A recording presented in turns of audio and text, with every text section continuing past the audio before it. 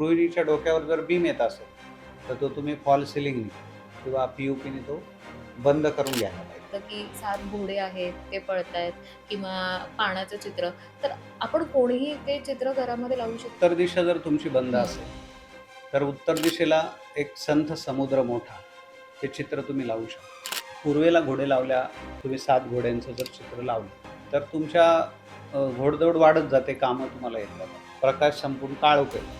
त्यावेळेला आपल्या वातावरणाच्या लहरीमध्ये आयुर्वेदाप्रमाणे वाताच्या लहरी फिरत असतात. ह्या 2 वेळेला तिन्ही सांजेच्या वेळेला गायीच्या शेणाच्या ज्या गोवऱ्या आहेत, त्याच्यावर गायीच्याच तुपाचं जर आपण हवन केलं, त्या 4च आहुत्या असतात. त्या जरी दिल्या, तर घराचा ऑरा तुमचा क्लीन होतो. किंवा ज्या मुली जर बाहेर जात असतील संध्याकाळी 7 नंतर किंवा 7च्या वेळेला, तर त्यांना वाईट संगत नाही. जसं 5 तत्व आपल्यात आहेत ते वास्तूमध्ये असतात. ते तत्व बॅलन्स जर तुम्ही केले, तर तुम्हाला आरोग्य मिळत असतं. नमस्कार गुरुजी. तुमचं पुन्हा एकदा आपल्या ह्या नवभारत नवराष्ट्राच्या स्टुडिओमध्ये स्वागत करते. मी म्हणेन की समजा एक सहज सोप्पं, की जिथे आपण काही बदल घडवू शकत नाही. समजा काही जण भाड्याच्या रूममध्ये राहतात, काहींचं स्वतःचं घर आता तिथे चेंजेस वगैरे असं काही करू शकत नाही.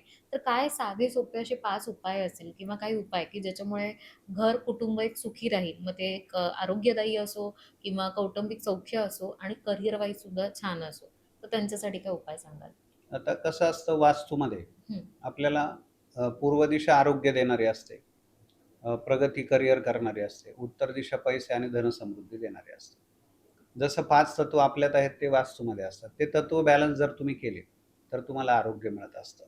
उत्तर पैशाचं जलतत्व आहे. मग ते जलतत्व तुम्हाला बॅलन्स करायचं आहे. मग उत्तर दिशेला काही दोष आहेत आणि ते भाड्याचं घर आहे. तुम्ही काही करू शकत नाही.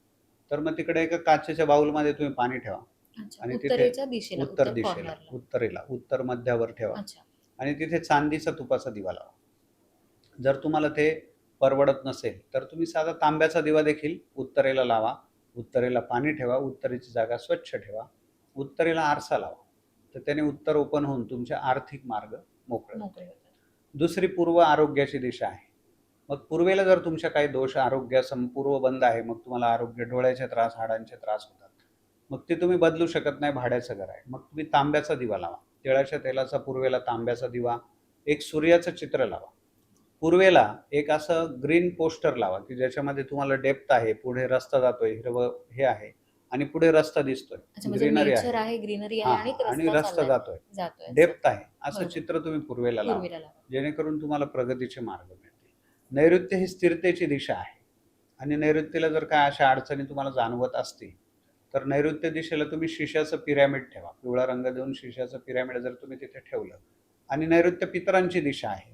मग तुम्ही पितरांना दर अमावास्येला खीर पुरीचा नैवेद्य नैऋत्येला दाखवा किंवा रोज शक्य असेल तर दही भाताचा नैवेद्य नैऋत्येला दाखवा. तर तुमच्या घरात स्थिरता येईल. तर ते स्थिर होईल. वायव्य दिशा आहे, वायूची फिरायची आहे, प्रगतीची आहे. वायव्य दिशेला हवा खेळती ठेवा, पंखा लावा आणि ते विंड चाइम म्हणजे वाजणारी जी पवन घंटा आहे, ती टन-टन वाजते किंवा साधी एक घंटी तिथे लावा. तर ती तुम्हाला चांगली आहे. म्हणजे हे छोटे उपाय तुम्ही करू शकता. त्यातल्या त्यात सगळ्यात सुंदर उपाय तिन्ही सांजेच्या वेळेला दिवा ओवाळणे, अगरबत्ती ओवाळणे आणि जे काही ऋषीमुनींनी स्तोत्र सांगितलेले आहेत, मारुती स्तोत्र आहे, रामरक्षा आहे, त्याचं वाचन तुम्ही करा. मनाच्या श्लोकाचं वाचन करा. तिसरा एक उपाय अग्निहोत्र आहे. अक्कलकोटला स्वामी समर्थांच्या पासून 2 किलोमीटर गजानन महाराज होऊन गेले. अच्छा. तिथले अक्कलकोटचे. तर त्यांनी अग्निहोत्राचा प्रसार केला. तर राजमाचीवाले त्यांचं नाव आहे. आणि त्यांनी तिथे एक परशुराम मंदिर आणि अग्निहोत्राची स्थापना केलेली आहे. तिथून तुम्हाला माहिती मिळते. अग्निहोत्राला सकाळ आणि संध्याकाळ ह्या 2 वेळेला तिन्ही सांजेच्या वेळेला गायीच्या शेणाच्या ज्या गोवऱ्या आहेत, त्याच्यावर गायीच्याच तुपाचं जर आपण हवन केलं, त्या 4च आहुत्या असतात. त्या जरी दिल्या, तर घराचा ऑरा तुमचा क्लीन होतो. मला हे आणि पुन्हा सांगत, मला हे नाही कळालं. म्हणजे अग्नीचं आपल्याला ते अग्नीचं एक तांब्याचं भांडं येतं, पिरॅमिड अच्छा, आकृती अच्छा ते आणि येतं. छोटी पळी येते. बरोबर. तर ती आपल्याला घ्यायची आहे. ते कुठून आपण घेऊ शकतो? ती आपल्याला ऑनलाईन अक्कलकोटवरून पण मिळेल. अच्छा. ते अग्निहोत्र अक्कलकोट तुम्ही टाकलं, तर त्याच्याकडून ऑनलाईन मिळेल किंवा तुम्ही छोटंसं तांब्याचं भांडं विकत आणू शकता. शकतो. ओके. म्हणजे ते तुम्हाला कुठल्याही हं. पूजेच्या दुकानात मिळेल. पण तुम्हाला पर्टिक्युलर जर पाहिजे असेल, तर ते त्यांच्या संस्थेकडून ते देतात. मिळतं. म्हणजे आपण हवन करताना जसं आपण म्हणतो त्या त्याच पद्धतीचं ते आपल्याला पद्धतीने ते ते छोटं आणायचं. तांब्याचं हवन असतं आणि बरोबर. गाईचं तूप आणि गाईच्या गोवऱ्याचा आपण वापर करतो. अच्छा. तर त्याच्यात आणि सकाळचे काही मंत्र असतात. सूर्याय नमः स्वाहा, सूर्याय नमः, आग्नेय नमः स्वाहा, आग्नेय नमः. आणि संध्याकाळच्या वेळेला प्रजापते नमः स्वाहा प्रजापते इदं नमः वरुणाय नमः स्वाहा वरुणाय इदं नमः. तर ह्या मंत्राचं तुम्ही फक्त हवन करायचं किंवा त्याच्याबरोबर तुम्हाला एक काही 4-5 मंत्र आपण सांगतो की कुलदेवताय नमः स्वाहा, वास्तुपुरुषाय नमः स्वाहा, असं 11 मंत्रांचं तुम्ही 11 थेंब तुपाचं हवन जरी तिथे केलं तर एक पॉझिटिव्ह एनर्जी क्रिएट होते. आता अमेरिकेत किंवा काही परदेशात ते अग्निहोत्र करणार आहेत आणि त्यांनी त्या अग्निहोत्र केलेल्या राखेवर ज्या काही सेंद्रिय काही उत्पन्न फ्रुट्स वगैरे घेतले तर त्याला टेस्ट पण चांगली लागलेली आहे आणि त्यांच्या घरातला ऑराही क्लीन झाला. खूप छान. म्हणजे अग्निहोत्र हा घरातले दोष घालवणारा सगळ्यात सोपा उपाय आहे. आपण हवन म्हणालो, मला त्याच्यावरून अजून एक थोडासा प्रश्न पडलाय, की आजकाल कापूर जाळणं सुद्धा आपण म्हणतो, की घरामध्ये कापूर जाळावा किंवा उंबरठ्यावर आपण कापूर जाळावा. ह्याने सुद्धा काही फरक आपल्याला जाणवतो का? हो, जिथे अग्नी प्रज्वलित होतो तिथे तो अंधकाराचा जसा नाश करतो तसा कापुरामध्ये निगेटिव्हिटी घालवण्याचा एक गुणधर्म आहे. तर त्यामुळे तो देखील तिथली निगेटिव्हिटी घालवून एक पॉझिटिव्ह एनर्जी क्रिएट करत असतो.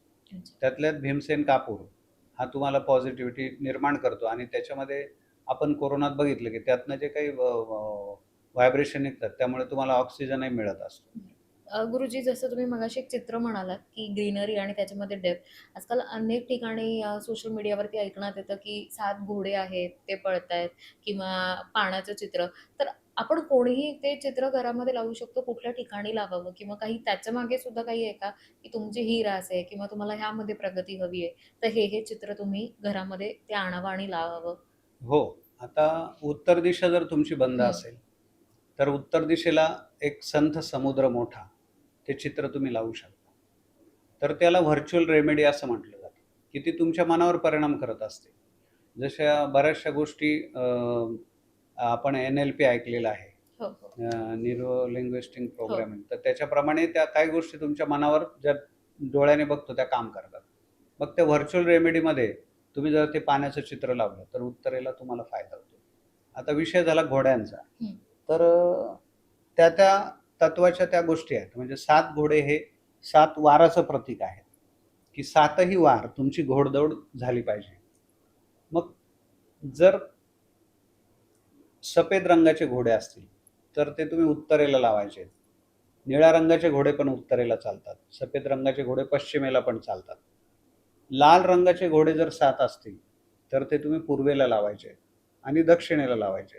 दक्षिणेला घोडे लावल्यामुळे घरातल्या लोकांचा आळशीपणा जाऊन ते कार्यरत होतात. अच्छा.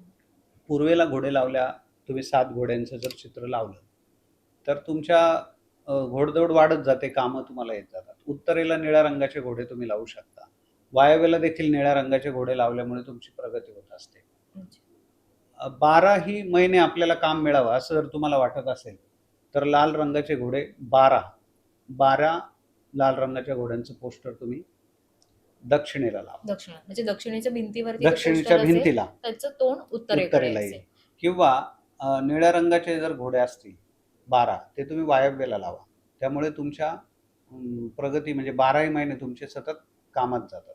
अच्छा, म्हणजे हे तुम्ही प्रगती करू तुम्हाला शकता. करायची आहे करिअर वाईज, तर आपण हे तुम्ही जे करू उपाय शकता. सांगितले त्यानुसार करू शकतो. करू. अ, काय म्हणतो दक्षिण उत्तर आलं, त्याच्यामुळे माझ्या मनात एक प्रश्न आहे, की आपण देवांचं जेव्हा पूजा करतो किंवा देवघर म्हणतो, आपण पूर्व पश्चिम लावतो. आजकाल असं सुद्धा आहे, की जे पूर्वज आहेत त्यांचे फोटो लावावे, घरामध्ये ठेवावे की न ठेवावे?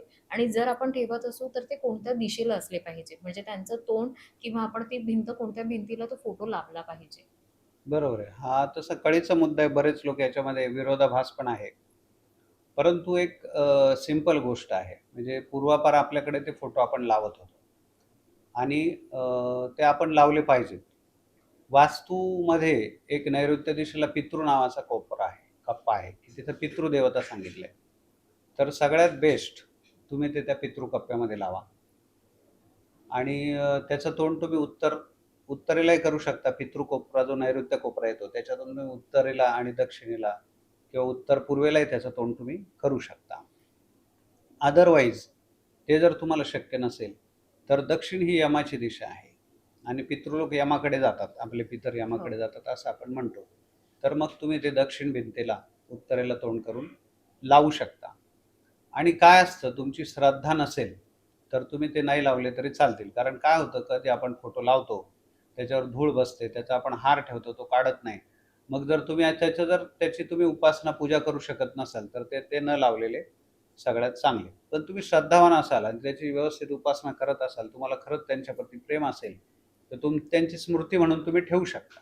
कारण आई-वडिलांमुळे आपण घडलेलो असतो आणि त्याच्या आधीचे जे पितर आहेत त्याच्यामुळे आपण घडतो. तर त्यामुळे एक ते आपल्याला त्यांचा आधारच असतो. ते जरी गेले असले, तरी त्या फोटोतून ते आपल्याला आशीर्वाद देतात. तर त्यामुळे तुम्ही माझ्या मते आता मी 92 पासून या वास्तू आणि ज्योतिषशास्त्रामध्ये आहे. तर माझ्या अभ्यासाप्रमाणे तुम्ही एक आदर्श ते व्यक्ती, आई-वडील त्यांना असं टाकून न देता तुम्ही फोटोच्या सुंदर हसऱ्या स्वरूपात तुम्ही त्यांना ठेवू शकता. एकदम जर्जर झालेला फोटो आहे, खराब आहे, आजारी क्षणातला आहे, तर तो ठेवू नका. पण प्रसन्न मुद्रेतले फोटो एक तुम्ही ठेवू शकता. ठेवू शकतो. गुरुजी जसं तुम्ही आतापर्यंत सांगितलं, की भिंतींना आपण कोणते फोटो लावावे किंवा कशा पद्धतीने असावं. स्वयंपाकघरातले सुद्धा काही नियम आहेत का? एक मोठा प्रश्न असा पडतो, की अनेकदा स्वयंपाकघर जे असतं, किचनचा जो ओटा असतो, तो फार छोटा असतो. तर मग त्यावेळेला गॅस जो आहे आपला, त्याच्या बाजूलाच पाण्याचा मटका आपण म्हणतो, माठ आपण जो ठेवतो, तर अग्नी आणि पाणी एकत्र ठेवू नये, असं सुद्धा म्हणतात. नेमकं ह्यामागचं शास्त्र काय आणि उत्तर काय आहे? नाही, बरोबर आहे. मुख्य वास्तूचा एकतर नियम आहे, की तुमचं स्वयंपाकघर हे आग्नेय दिशेला असावं आणि आग्नेय दिशेला तुम्ही खाली पूर्वी जसं बसून चुलींचा हं, स्वयंपाक व्हायचा. हं. एक छोटासा ओटा असायचा. बऱ्याच मारवाडी फॅमिलीत तुम्ही बघाल अजूनही त्यांचा एक छोटा ओटा खाली असतो. तिथं ते स्वयंपाक करतात किंवा गावाकडे खालीच स्वयंपाक होतो. ती पद्धत सगळ्यात बरोबर आहे. कारण आग्नेयला का ठेवावं किचन? तर आग्नेयकडून सूर्याचे इन्फ्रारेड किरण येत असतात आणि ते तुमच्या जेवणामध्ये पडतात. तेव्हा ते डी जीवनसत्व क्रिएट करतात आणि तुमचं जेवण आरोग्यवान होऊन तुम्ही निरोगी राहता. म्हणून आग्नेय दिशेला स्वयंपाकघर असावं. ती अग्निदेवता पण आहे, जी आपल्याला पाचायला मदत करते. आजकाल तसं शक्य होत नाही. आजकालचे किचन ओटे वरती आलेत आणि प्रत्येक फ्लॅट सिस्टममध्ये आपण असं शक्य होत नाही, की तो किचन आग्नेयलाच येईल. बरोबर. अग्नी आणि पाणी विरोधाभास आहे, बरोबर आहे.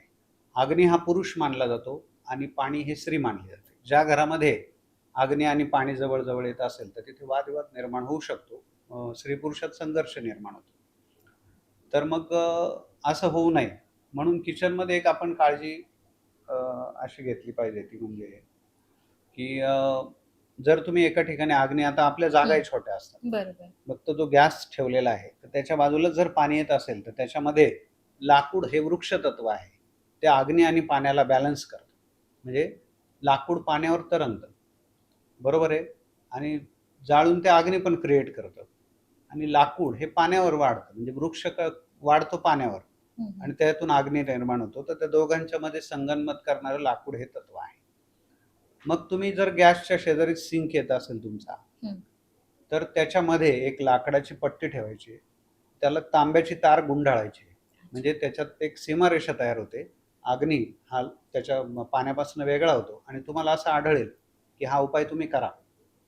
2000 पासून मी हा उपाय केलेला आहे. वास्तूमध्ये जसं मी 2001 पासून शिकतो तेव्हापासून आणि ह्या उपायामुळे काय होतं नवरा-बायकोतली भांडणं थांबतात. तुम्हाला त्याचं आढळेल. म्हणून मग त्याच्यावर उपाय म्हणून किंवा पाण्याचा माठ तुम्ही ठेवत असाल आणि गॅस असेल बाजूला, तरी त्याच्यामध्ये देखील तुम्ही ती तांब्याची तार गुंडाळलेली लाकडी पट्टी ठेवा. अच्छा, म्हणजे तर लाकडी पट्टी घ्यायची आणि त्याला तांब्याची तार तार फक्त गुंडाळायची गुंडाळून आपल्याला आणि ती ठेवायची. ठेवायची. तुम्हाला ओटा साफ करताना ते उचलून घ्या. म्हणजे ते फिक्स नाही करायचंय. बरोबर. फक्त त्या दोन्हीच्या मध्ये एक सीमा आखल्यासारखं ते होतं. ठेवायचंय. म्हणजे सोपा उपाय आहे, हा सोपा आपण उपाय करू आहे. हा शकतो. उपाय तुम्ही करू शकता. प्लस घरात भांडणं, वादविवाद होऊ नये म्हणून अन्नपूर्णा स्तोत्र त्या व्यक्तीने स्वयंपाक करताना वाचायला पाहिजे. म्हणजे ते अन्न पवित्र होईल. रामरक्षा म्हणून तो स्वयंपाक करायला पाहिजे. ते अन्न पवित्र होईल, वाद होणार नाही. अजून काही उपाय आहेत का, की जे स्वयंपाकघरात पाळायला हवे?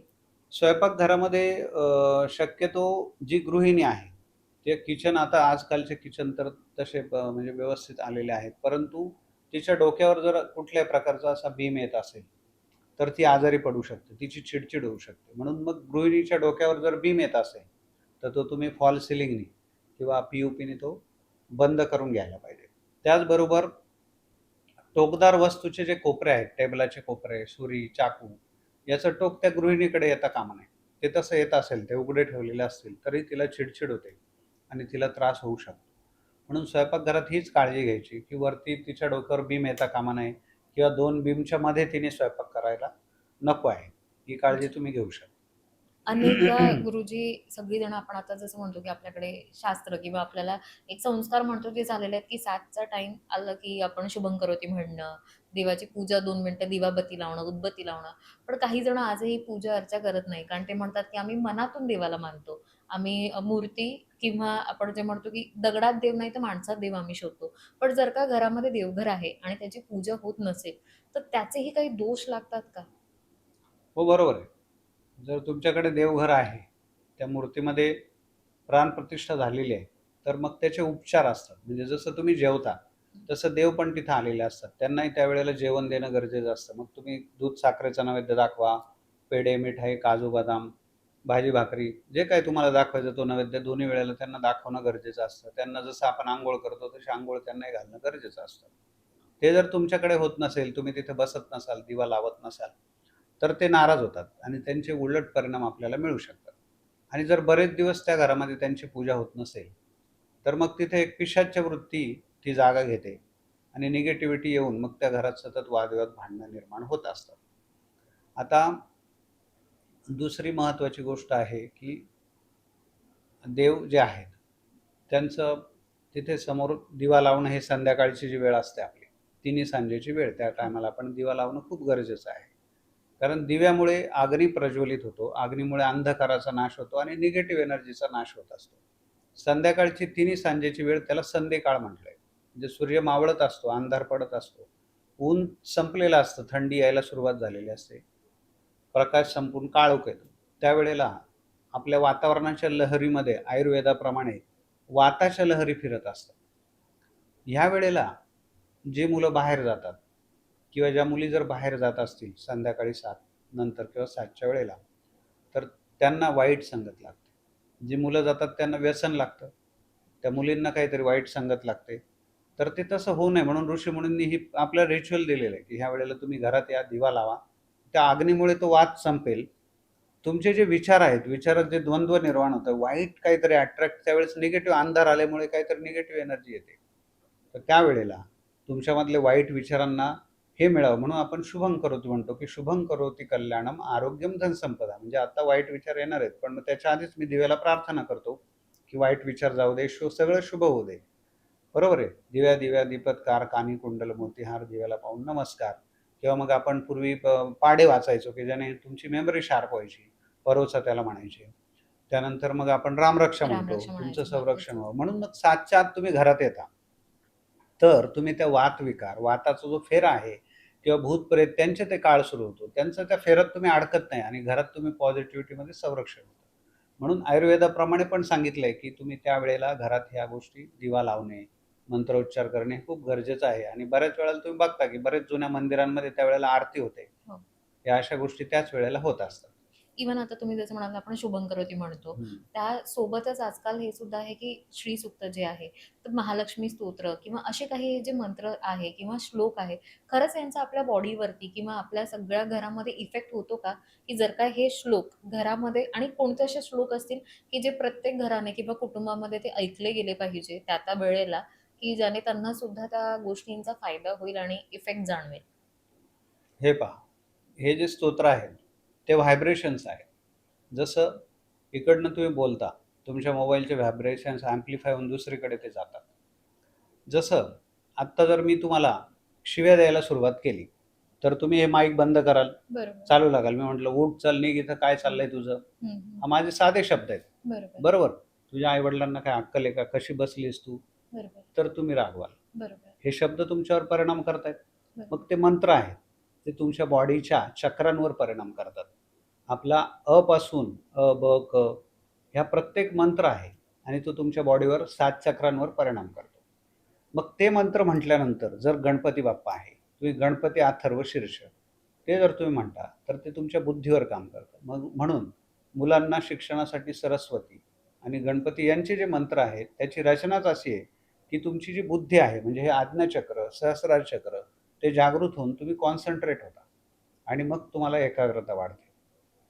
त्याचबरोबर रामरक्षा स्तोत्र हे वज्रपंजर आहे. त्याच्यामध्ये राम, राम, राम, राम, राम, राम, राम इतक्या वेळा आलेलं आहे, की तुमचं जे इथलं मणिपूर चक्र आहे, ते संरक्षक आहे. ते जागृत होऊन, तो अग्नी प्रज्वलित होऊन तुमचे मेन म्हणजे मानसिक आजार जातात, शारीरिक आजार जातात आणि तुमच्यामध्ये एक शक्ती निर्माण होते. आता तुम्ही बघा गाडी वगैरे तुम्ही अचानक ब्रेक दाबला, काय झालं, की आपल्याला इथं पोटात धस्स होतं. हो, हो, हो. पहिला पोटावर परिणाम होतो. कारण इथलं चक्र जे आहे, ते तुमचे आघात सहन करतं. म्हणून मग ही रामरक्षा जी आहे, त्याच्यातलं जे वज्रपंजर स्तोत्र आहे, तर ते तुमचं संरक्षण करणार आहे. शिरो मे राघव पातु. तर ते चक्र तुम्हाला बॅलन्स करणार आहे. म्हणून त्याचे जर छोट्या शब्दाचा परिणाम होतो. एखादा बरोबर. कोणी आजारी असेल, कोणी दिसलं तुम्हाला म्हटलं, "अरे हां मॅडम तुम्ही आज खूप छान दिसताय." असं 10 जण बोलले तर तुम्हाला फ्रेश वाटेल. बरोबर. बरोबर आहे. मग तो बरोबर. जर शब्द परिणाम करतो, तर हे मंत्र हे सायंटिफिकली प्रूव्ह आहेत. ते तुमच्यावर परिणाम करतात आणि त्याने व्हायब्रेशन चांगले क्रिएट होतात आणि चक्र तुमचे बॅलन्स होतात. अच्छा. मग हे त्यामुळे परिणाम कोणते होतो. असे जे श्लोक आहेत जे घरात म्हणजे जसं तुम्ही म्हणाला अथर्व शिष्य, रामरक्षा, मारुती स्तोत्र आणि श्री सूक्तम. हं. ह्याशिवाय अजून कुठला एखादा स्तोत्र? त्याचबरोबर विष्णू सहस्त्रनाम. विष्णू सहस्त्रनाम. विष्णू सहस्त्रनाम सकाळ संध्याकाळ म्हणायला पाहिजे. हरिपाठ हा खूप सोपा आहे. हरिपाठ तुम्ही घरात म्हणायला पाहिजे. रामदास स्वामींचे मनाचे श्लोक ते पण खूप सोपे आहेत. त्याने पण घरात मनोमिलन होण्यासाठी ते खूप चांगले आहेत. त्याबरोबर शंकराचार्यांनी रचलेले जेवढे स्तोत्र आहेत म्हणजे मधुराष्टकम. जर तुमच्या नवरा-बायकोत भांडण होत असेल, तर तुम्ही दोघांनी मधुराष्टकम वाचा किंवा तुम्हाला वाचायला वेळ नसेल, तर सकाळ, दुपार, संध्याकाळ अधरम मधुरम वदनम मधुरम मधुराधिपतेर अखिलम मधुरम हे ते श्लोक आहेत. तर ते शंकराचार्य निर्मितीच अशी केली की घरात मधुरपणा यावा किंवा सर्व मंगल मांगल्ये हा जो श्लोक आहे, तर घरात सर्व मंगल होण्यासाठी तो चांगला आहे. संरक्षण होण्यासाठी रामरक्षा, हनुमान चालीसा आहे, मारुती स्तोत्र आहे, ते तुम्ही वाचन करू शकता. जर तुम्हाला भीती वाटते, कोर्ट कचेरी मॅटर काही त्रास होतोय, तर नवनाथांचा तुम्ही 5वा आणि 2रा अध्याय रोज वाचा. प्रॉपर्टी संबंधी किंवा घरासंबंधी तुमचं काही काम होत नाहीये, तर नवनाथांचा पहिला अध्याय वाचा. आता बऱ्याच लोकांची समस्या असते, घर विकलं जात नाही, घर होत नाही. तर घर तुम्ही घ्यावं म्हणजे प्रत्येकाचं स्वप्न हां, असतं की स्वप्न आपलं असतं घर घर होत नाही. असावं. तर त्यांनी विश्वकर्माचं पूजन करायला पाहिजे. अच्छा. त्यांनी मंगळाचं पूजन करायला पाहिजे. त्याचबरोबर भूवराहनाथ आहे. वराहनाथ कळहळ्ळी म्हणून आहे. के.आर. पेठे जे आहे म्हैसूरच्या जवळ कर्नाटकमध्ये. तिकडे भूवराहनाथ आहे. तिकडे जाऊन जर तुम्ही अभिषेक केला तर त्याच्यामुळे घरं होतात. विश्वकर्मा जे मंदिर जिथे ते प्रसिद्ध आहे. आता आपल्या इकडे संभाजीनगर तिथे विश्वकर्मा मंदिर आहे. जिथे विश्वकर्मा मंदिर आहे तिथे उपासना करा. विश्वकर्मा चालीसा वाचा. त्याचबरोबर भूमी देणारा ग्रह मंगळ आहे. मग तुम्ही ऋणमोचन मंगळ स्तोत्र रोज 21 वेळा वाचा किंवा तुम्ही आपल्याकडे अंमळनेरला एक मंदिर मंगळाचं आहे. तिथे जाऊन तुम्ही घर लवकर होण्यासाठी प्रार्थना करू शकता किंवा मग उज्जैनला मंगळाचं जन्मभूमी आहे. मंगळाचा जन्मच तिथे झालाय. त्याची माता पृथ्वी आणि मंगळ ते मंदिर उज्जैनला आहे. मग तुम्ही तिथे दर महिन्याला दर्शनाला जाऊ शकता. ज्याची काही शक्यत नाही, ज्याची ऐपत नाही, त्याने तांब्याची एक अंगठी घालावी आणि मंगळाचा जप करावा.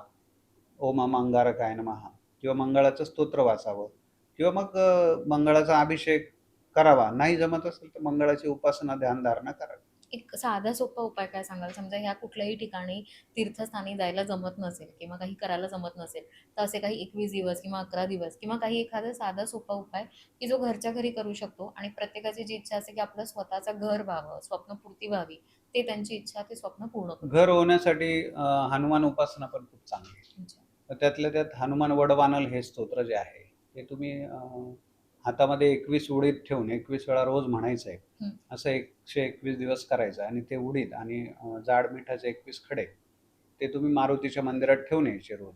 असं जर तुम्ही 121 दिवस केलं, तर तुमचं म्हणजे काम मार्गी लागतं. ते तुम्ही उपाय करू शकता. हनुमान उपासना, मंगळ उपासना ही त्याच्यासाठी खूप उत्तम खूप आहे. सुंदर. थँक म्हणून मी पुन्हा एकदा धन्यवाद. कारण आज आपण खूप छान गप्पा झाल्या. म्हणजे आपण मागचा भाग जो होता आपण तो राशीनुसार कसं असेल हे पाहिलं. त्यानंतर आपण अनेक जे फार बेसिक प्रश्न असतात प्रत्येकाचे, मग ते लग्न असो किंवा व्यसनाधीन का होतात किंवा वास्तू निगडीत जे काही प्रश्न होते, त्या सगळ्या विषयांवरती आपण चर्चा केली. तुम्ही पुन्हा एकदा इथे आलात आपल्या स्टुडिओमध्ये आणि खूप छान मार्गदर्शन दिलं. त्यासाठी मनापासून धन्यवाद. धन्यवाद माधवीजी आणि आपल्या नवभारतचे नवराष्ट्राचे खूप खूप